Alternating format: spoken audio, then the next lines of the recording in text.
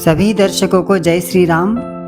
आज का विषय दिव्य दृष्टि के संबंध में है। ज्ञान दृष्टि से मनुष्य ज्ञान जगत से संबंधित समस्त बाधाओं को साक्षात भाव में अनुभव कर सकता है।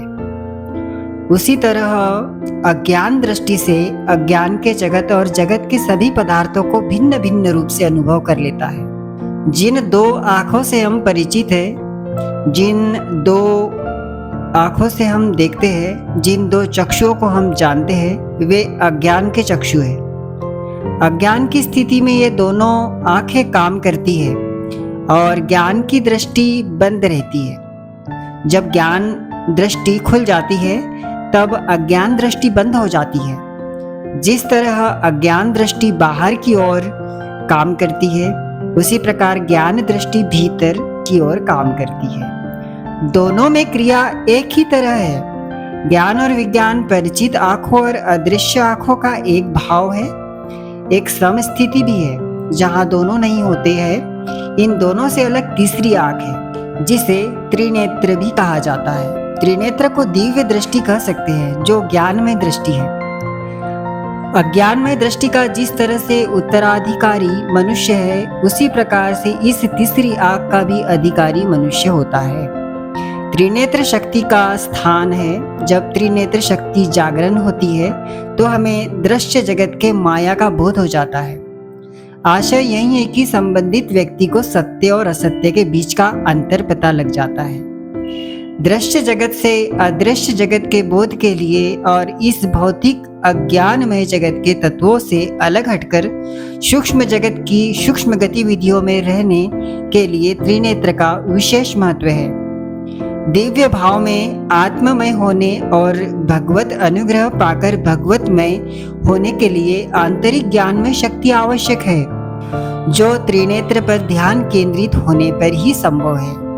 त्रिनेत्र पर ध्यान केंद्रित होने पर परम सत्ता के साथ साक्षात्कार होता है।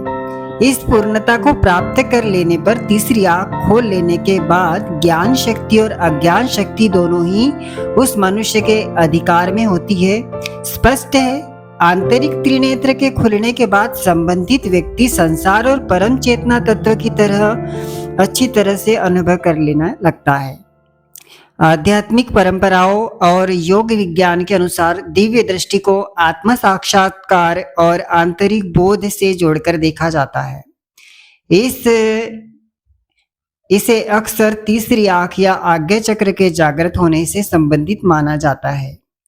दिव्य दृष्टि प्राप्त करने के प्रमुख रास्ते और तरीके इस प्रकार है।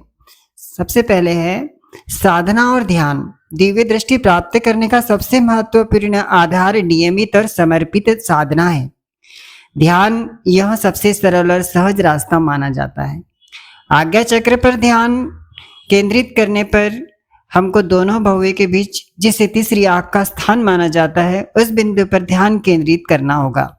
विचारों को आने दे और उन्हें बिना किसी प्रतिक्रिया के जाने दे। सांस पर ध्यान। इसी प्रकार लंबी और गहरी सांसें ले।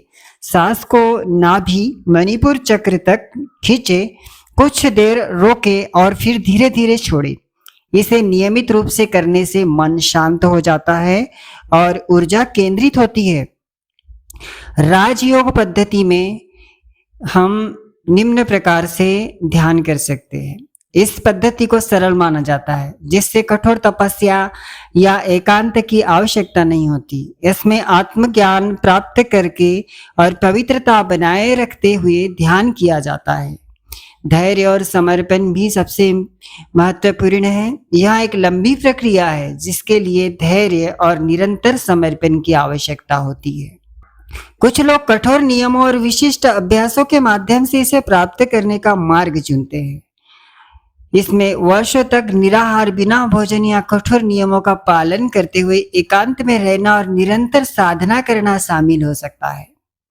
इसी प्रकार किसी विशेष देवता या शक्ति के मंत्रों का जाप करना, इसके लिए मंत्रों की संख्या 1 लाख या 3 लाख माला प्रतिदिन और शुद्ध उच्चारण का महत्व होता है। एक प्रचलित मंत्र का उदाहरण है, ओम ह्रीम ममम मूलाधारे तु सहस्रारे कुंडलिनीयाम जागरे स्फोटे समस्त ब्रह्मांड दिव्य दर्शनाय चैतन्य परिपूर्णाय ह्रीम नमः।